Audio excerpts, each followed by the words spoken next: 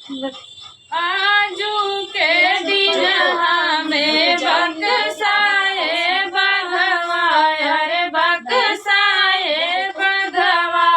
रे बछवा पियाई हम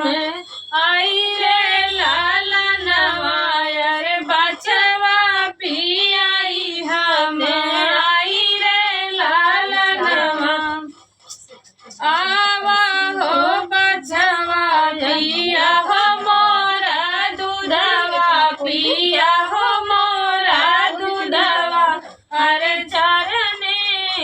जाइब बड़ी दूर रे लालनवा अरे चरण को जाइब बड़ी दूर रे लालनवा काहे तोरा माता के फटल बाटे दूधवा अरे फटल बाटे दूधवा अरे काहे नयन बाहे नीर रे लालनवा अरे काहे नयन बाहे नीर रे लालनवा घामे के घमाइल बछवा फटल मोरा दूधवा अरे फटल मोरा दूधवा अरे ऊंचाई बिना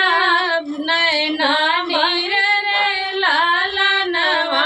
अरे ऊंचाई बिना नैना नीर रे लालनवा आवा हो बघवा करा मोरया हरवा करा मोरया हरवा अरे बछवा पियाई हमें रे लालनवा अरे बछवा पियाई हमें रे लालनवा चरहू गैया हो हरियर दुबिया अरे हरियर